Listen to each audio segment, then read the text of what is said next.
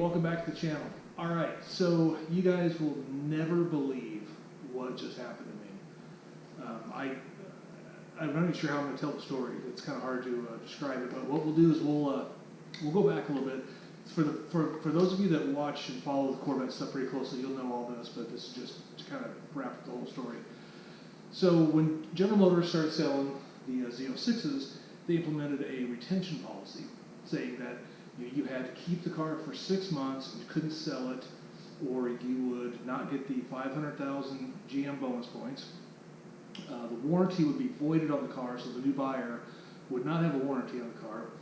And thirdly, you'd be banned from purchasing any new specialty or high performance vehicles from General Motors. So the other Z06s, other variants of the Corvette, the Hummer, and the V series Cadillacs.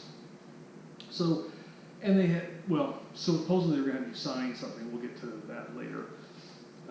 So I purchased this car in May 24th, I believe, of 2023. I did finance it, and everything was cool. So I've been driving the car, and I got to the point where I've got about 4,000, I'm riding like 4,000 miles on it, and it's been almost a year. So I schedule a oil change, and the first oil change from General Motors covers the first oil change, and along with that goes a filter change in the transmission. So I scheduled this.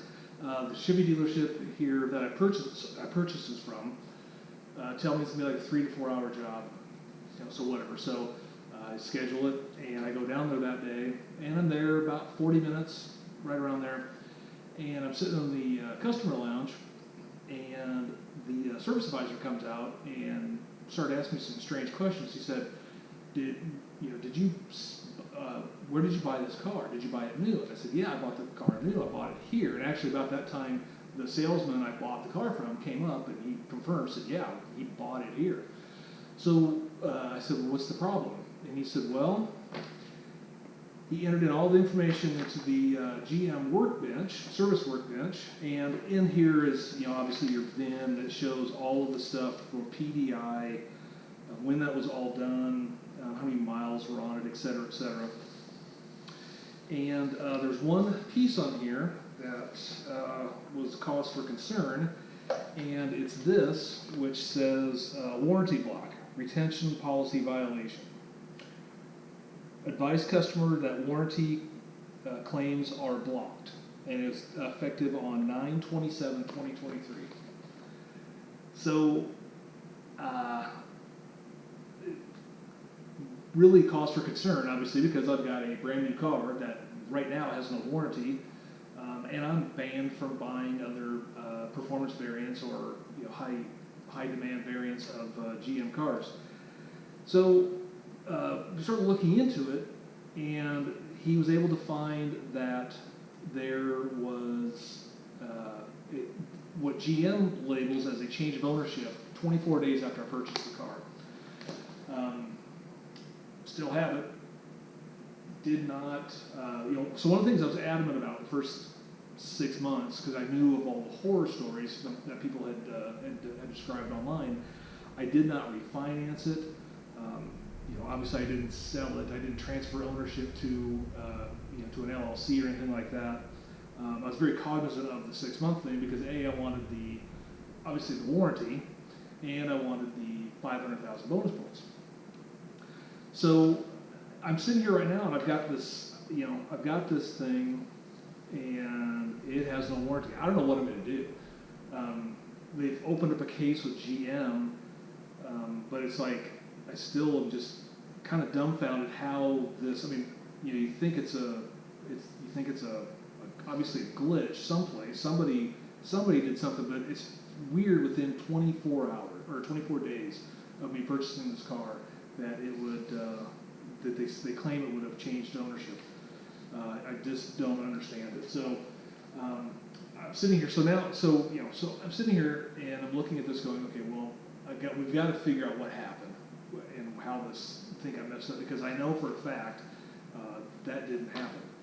The title would have been made out to to who I have the lien through, or they would, it wouldn't have me, but then to the bank. So really, I'm just dumbfounded. I don't know what to do. And the other thing that stinks is that they won't service the car. The dealership won't service the car. They said we can't touch the car. So I wasted an hour driving to the dealership, wasted an hour there, the 40 minutes I was waiting while they were trying to figure out what was going on, and then 20 minutes talking to me, and then another hour driving home, plus another 50 miles in my car, which isn't that big of a deal, but still, it's just a major inconvenience for some kind of screw up, something like that. So, yeah, I don't know. I'm at a loss what to do with this, but very interesting. But yeah, so GM, it's interesting in the standpoint that they can still allow dealers to charge $10, $15, $20, $50,000 over. I know I get the whole manufacturer suggested retail price, and people are gonna pay it, whatever. But if they're taking me and my money and telling me I can't do anything with my property, which this is my property, and the banks, but they're banning me from doing stuff. That's where this whole thing breaks down for me. If they had the same rules for the dealers as they do for us, that's fine. But they don't, clearly, and it continues to go that way because now the E-Ray's out, and you see guys with E-Rays doing 25, 30, 50 over. The other thing I found interesting is that I never signed the piece of paper. I saw the piece of paper stating that where I would sign off saying I would retain the car 6 months and all these rules would apply. But I didn't sign it. It wasn't there to sign it. So I don't know. This is very odd. So like I said, they opened up a case. I'm waiting to hear back on that. Then we got to track down what's going on. My other concern with this is if we get this thing fixed, as adamant as GM was about whatever happened to make this change, GM was adamant in making sure that they voided the warranty. The other thing I'm concerned about, which will be a bigger problem, is if that stuff got reported to Carfax or any of the other auto tracking sites, because it would be obviously a change of ownership, and it would be a manufacturer voided warranty. So that's a major ding on the value of this car. So I've got to get that fixed. So the first thing is to get the case open, get the case resolved at GM, find out exactly what happened in those first 24 days, because I don't know. Find out what that was, and then ensure that they didn't report it to Carfax, because I've got who knows? I mean, that'd be tens of thousands of dollars difference in value if that's been reported to Carfax and sat on there and I didn't even know it. So more to come on that. So I just wanted to drop a quick video, get this out there. This is obviously a mistake, but now it's just ridiculous. So we'll find out as I get the updates from GM. I will sure let you guys know.